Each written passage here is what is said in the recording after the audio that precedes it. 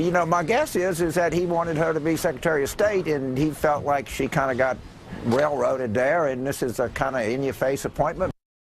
An in-your-face appointment. Don't I call Obama the in-your-face president? James, stop stealing my lines. Welcome, folks, to the Steve Malzberg Show. Lots to get to today. And right off the bat, we are joined by a man whose face you know, whose voice you know, whose words you've read. We welcome in Jonathan Alter, award-winning author, reporter, columnist. You see him on MSNBC all the time. And he's got a brand new book out, The Center Holds, Obama and His Enemies. Jonathan, welcome. Thanks, Steve. Here's to move a little closer. Thanks, there you go. No, I heard you, but I just want everybody to hear you. All right, we'll get to the book, but a lot has happened today, which I want you to weigh in on. The president announcing just less than an hour ago that Susan Rice will be his new national security advisor, and Samantha Power he will nominate, has to get Senate approval, to replace Susan Rice as the U.S. ambassador to the United Nations. James Carville was weighing in on the fact that the president made a little in-your-face appointment here with Susan Rice at the very least. Your take? Absolutely. I mean, somebody else today was calling it a nah kind of appointment, you know, and there is some of that playground stuff in Washington, as we know. But yeah, he's saying he doesn't care about the critics, especially for a job that doesn't require Senate confirmation, and he will hire whomever he pleases, and they serve at the discretion of the president.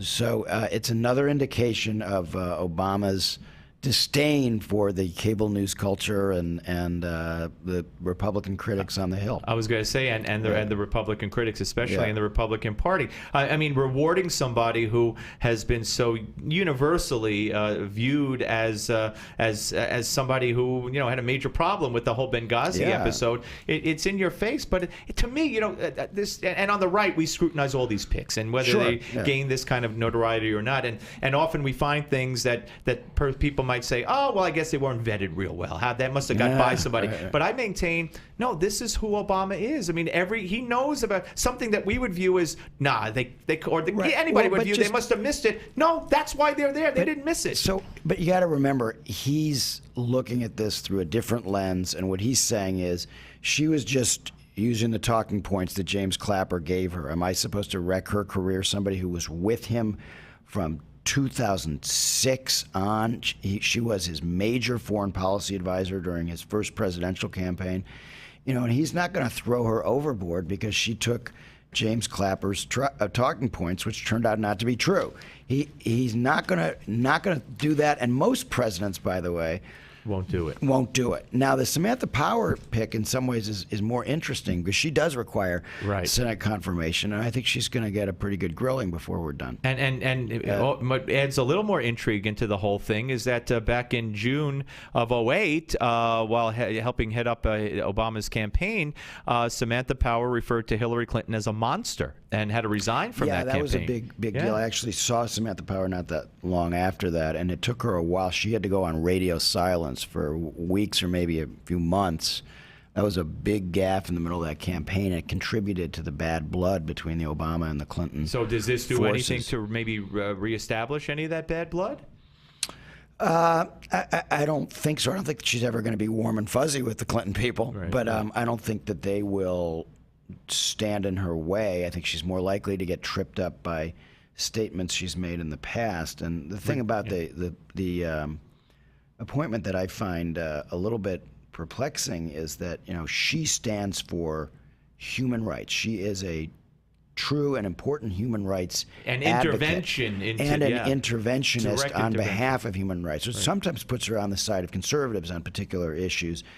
But that is not the policy in Syria. And so she's going to be going and representing the United States in the United Nations for a policy that wouldn't be surprised, don't know for sure, but wouldn't be surprised if she doesn't believe it.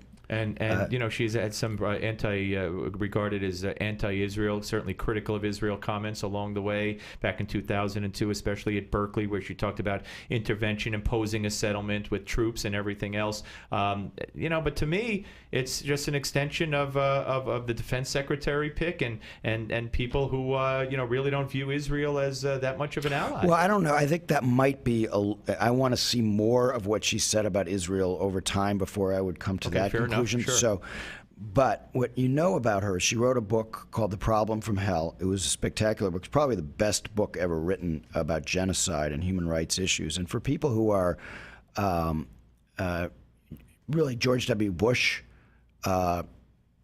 take that approach to foreign policy, there's a lot of common ground there between her and some people in the Bush foreign policy establishment. In fact, she almost, as liberal as she is, she almost became a supporter of the war in Iraq because of Saddam Hussein's human rights abuses. So understanding where she comes from, it's not about whether she worked for a Democrat or liberal. Right. It's all about human rights, all about intervening to prevent people from killing other people. And I just want to see how much of that she puts Israel in that boat with other people she might be saying that are her committing feeling genocide. is, I mean, I think she does say it about Arabs as well. So, it's not like she is an Arabist. Right. Who is, she just, anytime she sees troops firing on civilian populations or that kind of thing, she raises an objection.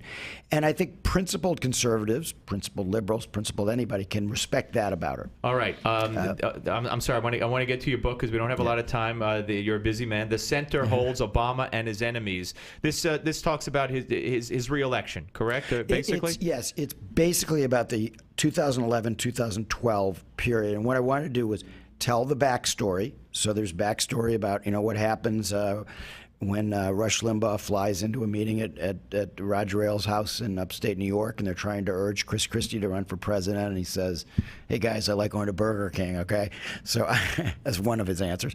So I'm really interested in kind of taking that veil away, that getting behind that closed door, getting behind the closed door of the White House, how the president talks to his friends when he doesn't think anybody's listening. I used my sources to try to do that. I've known Stuart Stevens, who was Romney's chief strategist for 20 plus years and was in constant touch with him through this campaign.